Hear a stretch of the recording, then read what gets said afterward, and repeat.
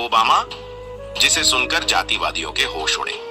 तो जय भीम दोस्तों, आप देख रहे हो तो दोस्तों हमारी आपसे एक ही विनंती है, अगर आप चैनल पर नए हो तो चैनल को अभी के अभी सब्सक्राइब करो और वीडियो को भी लाइक कर दो और वीडियो अपने दोस्तों के साथ शेयर कर दो।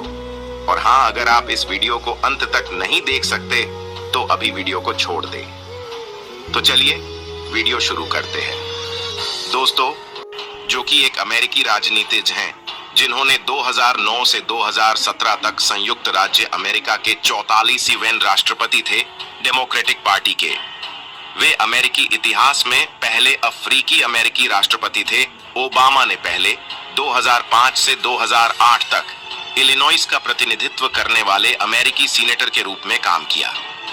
दोस्तों, उन्होंने इस भीम जयंती पर आदरणीय बाबा साहेब आम्बेडकर जी को नमन करते हुए आम्बेडकर जी हम सभी के लिए प्रेरणा स्थान है। मैंने इसके पहले भी कहा था और आज भी कहना चाहूंगा कि अगर बाबा साहेब आम्बेडकर हमारे देश में जन्मे होते तो हम सूर्य का नाम बदलकर डॉक्टर बाबा साहेब आम्बेडकर कर देते। पूरी दुनिया में बाबा साहेब आम्बेडकर जी को सिंबल ऑफ नॉलेज के रूप में देखा जाता है। बाबा साहेब आम्बेडकर जी न कि एक विद्वान थे बल्कि वे एक अच्छे नेता भी थे। भारत में ही नहीं तो पूरे विश्व में समानता और बंधुत्वता को बढ़ावा देना चाहते थे। उनके विचारों से प्रेरणा लेकर मैंने भी कई बड़े कदम उठाए थे। मेरे लिए बाबा साहेब आम्बेडकर जी एक महानायक थे, हैं और रहेंगे। बाबा साहेब आम्बेडकर जी को उनकी जयंती पर फिर एक बार कोटि कोटि प्रणाम, धन्यवाद। दोस्तों, आपको बराक ओबामा जी के बाबा साहेब आम्बेडकर जी को लेकर विचार कैसे लगे हमें जरूर बताएं। तो दोस्तों, अब सवाल ये आम्बेडकर के जीवन का हिस्सा कैसे बना।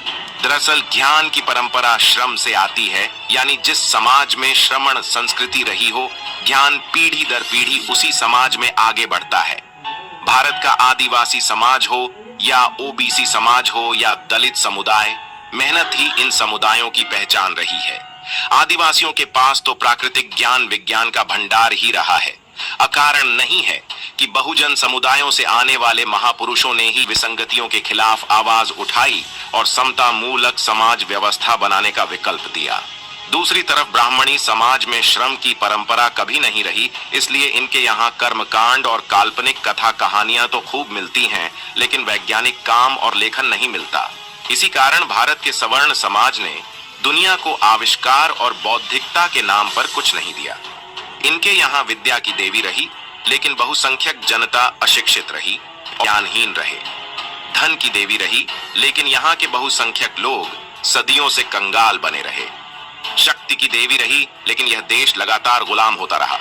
वस्तुतः मनुवादी एवं वर्चस्ववादी लोग खुद अज्ञानी थे, इसलिए उन्होंने असमानता, शोषण और जड़ताएं तो खूब फैलाई, लेकिन ज्ञान नहीं।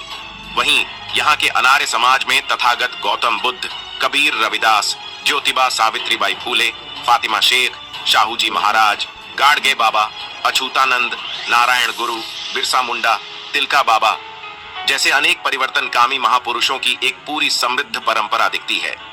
जीरो आधुनिक भारत में इन सभी बहुजन महानायकों का सम्मिलित रूप हमें बाबा साहेब डॉ. अम्बेडकर में मिलता है।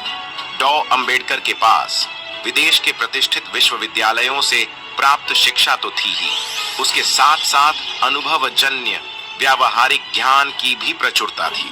लेखन और क्रांतिकारी कार्यों का गहनता से अध्ययन किया जाए तो पता चलता है कि भारतीय समाज, संस्कृति और इतिहास की उन्हें गहरी समझ थी। वे गजब के दूरदृष्टा थे। यही वजह है कि उन्होंने व्यापक बहुजन समाज की मुक्ति का रास्ता खुद तैयार किया, जिस पर चलकर आज वंचित तबका हर क्षेत्र में अपनी मजबूत उपस्थिति दर्ज कराने लगा है। डॉ.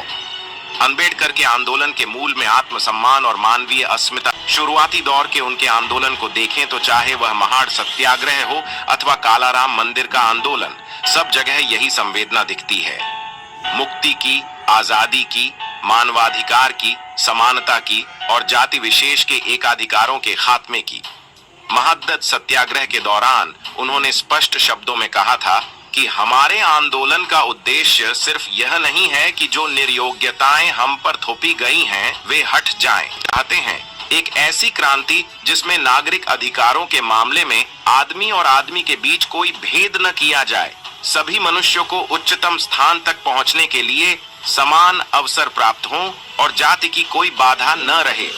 डॉक्टर आंबेडकर का मानना था कि शिक्षा ही वह माध्यम है जिसके द्वारा समाज के सबसे पिछड़े वर्गों को उन्नति के पथ पर ले जाया जा सकता है। उन्होंने हमेशा शिक्षा को एक अधिकार के रूप में देखा और इसे प्राप्ति के पथ पर ले जाया जा सकता है। उन्होंने हमेशा शिक्षा को एक अधिकार के रूप में देखा और इसे प्राप्त करने की वकालत की। आंबेडकर जी ने समानता और सामाजिक न्याय के लिए अपने जीवन भर संघर्ष किया। उन्होंने जाति व्यवस्था के खिलाफ आवाज उठाई और दलितों के अधिकारों की रक्षा की।